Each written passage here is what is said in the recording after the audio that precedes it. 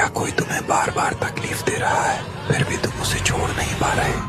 Psychology में इसे Stockholm syndrome कहते हैं। तो सुनो, जब कोई इंसान तुम्हें बार बार इग्नोर और हर्ट करता है, फिर थोड़ी अटेंशन देकर इसी बिहेवियरल पैटर्न को रिपीट करता है, और अगर फिर भी तुम उससे जुड़े रहते हो ये सोचकर कि शायद वो अब बदल जाएगा, तो समझ जाओ ये प्यार नहीं, ट्रॉमा बॉन्डिंग है। ऐसी सिचुएशन में बेहतर यही होगा कि खुद को झूठी उम्मीद देना बंद करो, क्योंकि तुम्हें इस पोजीशन में दर्द और डिप्रेशन के अलावा कुछ नहीं मिलेगा। प्यार में कंफ्यूजन नहीं होता, क्लैरिटी होती है।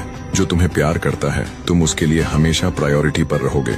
इससे पहले कि ये रील खो जाए, क्या तुम किसी ऐसे रिलेशन में हो जहाँ थोड़ी अटेंशन तो मिलती है लेकिन पूरा कमिटमेंट नहीं? साइकोलॉजी में इसे ब्रेड क्रम्बिंग बोलते हैं।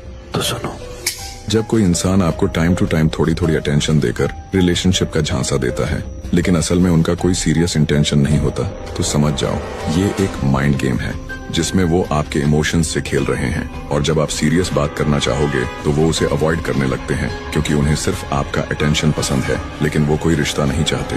अपनी बाउंड्रीज क्लियर करो और ऐसे लोगों से दूर रहो जो सिर्फ मैनिपुलेट करते हैं, क्योंकि तुम कोई ऑप्शन नहीं हो और ना ही किसी का इमोशनल टाइम पास। खुद की वैल्यू करना सीखो और सिर्फ उन्हीं लोगों पर अपना टाइम इन्वेस्ट करो जो तुमसे जेन्युइनली जुड़ना चाहते हैं। इससे पहले कि ये क्या तुम किसी को बुलाना चाहते हो जिसने तुम्हें धोखा दिया? पर करेंगे कैसे?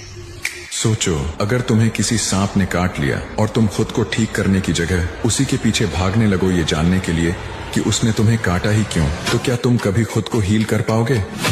नहीं। ठीक यही गलती 90% से ज्यादा लोग करते हैं। जब कोई हमें धोखा देता है या हर्ट करता है तो हम उसी इंसान के पीछे भागने लगते हैं और उससे ये उम्मीद करते हैं कि वो एक दिन हमारी वैल्यू समझेगा। लेकिन ऐसा करने से हमारा दर्द समय के साथ और बढ़ता है और हम उसे भूल ही नहीं पाते। इसीलिए रियल हीलिंग तब शुरू होती है जब हम दूसरों से एक्सप्लेनेशन मांगना बंद कर देते हैं और पूरा फोकस खुद पर ले आते हैं। इसी को कहते हैं the act of self love. अगर तुम सच में इस पेन से बाहर निकलना चाहते हो तो तुम्हें ये बुक जरूर पढ़नी चाहिए, the art of letting go by Nick Trenton. ये किताब तुम्हें सिखाएगी कैसे अपने पास्ट को 100% भूलकर अपने प्रेजेंट में पूरी तरह जीना है। तुम्हारी हर प्रॉब्लम का सोल्यूशन इस बुक में है। बस कमेंट करो बुक और मैं खुद तुम्हें इसका डाउनलोड लिंक भेज दूंगा। एक ओवरथिंकर की सबसे बड़ी प्रॉब्लम तब शुरू होती है जब वो किसी से बहुत डीपली अटैच हो जाते हैं।